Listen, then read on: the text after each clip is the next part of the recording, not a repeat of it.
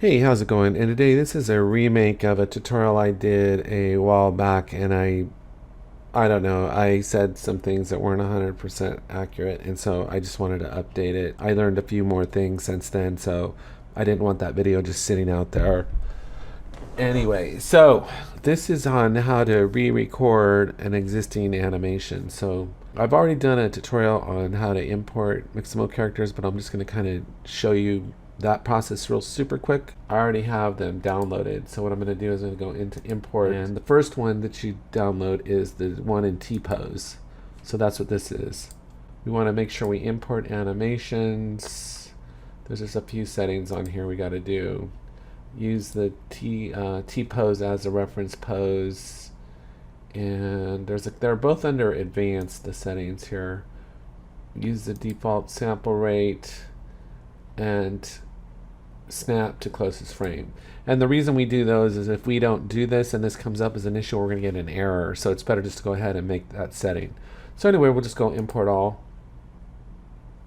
And we're going to get a warning saying there's no smoothing groups, but we already know that. And there are our animations. Now, what's interesting is what we get in here is we get everything that we need, the materials, the skeletal mesh. What's interesting is that this animation sequence, there's not a lot of documentation about it, but that's what we're going to be working in. And you can think of the animation sequence as basically the building block of everything. So it's the animation sequence is really like the smallest unit of animation in Unreal Engine. And so with an animation sequence, we can combine them, modify them, play them, and then once we have an animation sequence, we can just drag it straight into the scene. Now this is just a character in T-Pose, so it's not going to be doing anything. So now what I'm going to do is I'm going to come in, I'm going to go in and import an actual animation, which is talking on the phone. So I'll go open that, and here it links already to the skeleton. It knows that it's there already, and it keeps all the previous settings. So then we'll just go import all.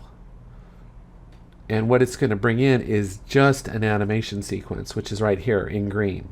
So you see where it says animation sequence, and if I drag this onto the scene and I hit play, you'll see there is the character doing the animation.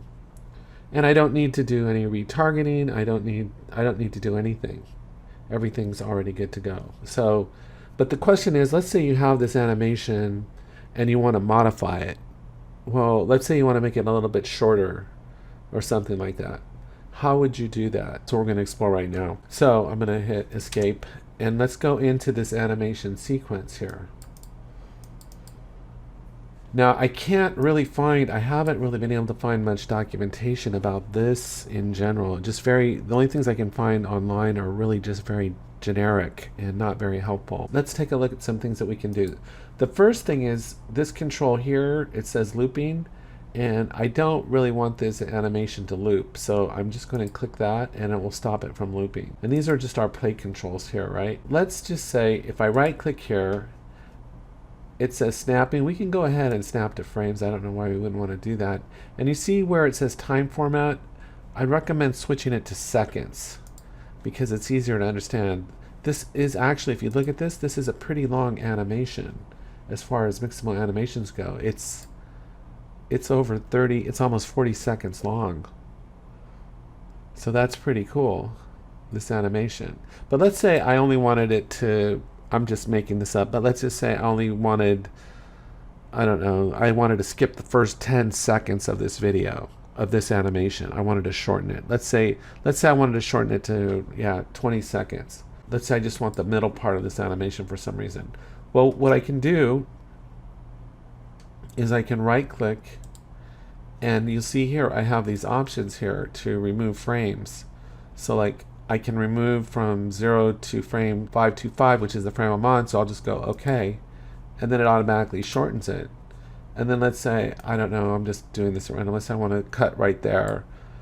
So then that's frame 527. I can click here and go remove from 5, wherever it is, 552 to frame 664. And then it's cut those frames. So now I've modified my existing animation. Now here's the part that troublesome to me, and I don't know if this is just a oversight in the program or what it is, but if let's say now I've modified the existing animation and I want to re-record it. I want this to be my new animation. If I click record, you'll see I have the option to put it in a new folder and give it a new name. So I'll just leave it called new animation. You also see I have the option down here to end this automatically. So that's not a bad option to take advantage of. So if I look at this clip, I go to the very end, I can see that it's 18 seconds, about a little bit and some change, right? It's about 18 seconds long, let's say. So what I can do is program it to end right at 18 seconds so I don't have to hit stop. So what happens is when I hit record, as soon as I hit OK, it's going to start recording, but I have to also hit play. And there's going to be this lag time from when I go to OK to hit play of maybe like a second. When you're looking at your animation, is factor that in, that lag time, how long, the time that it takes you to get from record to pressing the play button. And it's very weird. I don't know any way to fix that gap. So what I would say is, let's say I was looking at this animation, and all these animations ultimately are going to be triggered in the sequencer. So I'll ultimately be able to control when the animation starts playing. So it's not that big of a deal because I can compensate if I'm off, my animation's off a little bit. But I would like the animation to be exactly the length that I kind of want it to be. But knowing that there's this lag time from when I hit to record to play, I have to factor that into this animation. So let's say actually what's going to happen is I'm going to actually miss the last second, because the character is just going to be standing there like that for about a second until I can hit play, and then it'll start recording. So I'm going to come up short here because I've told it to stop playing at 18 seconds. So it's just something to be aware of. It's a little tricky, this whole thing. So anyway, what I'm going to do is I'm going to go to record, and I do want it to end. Let's say I'll just say, because I want it to play all the way to the end, and I know that there's going to be this lag time of about a second. So since this animation is 18 seconds, I'll say let's turn it off after 19 seconds.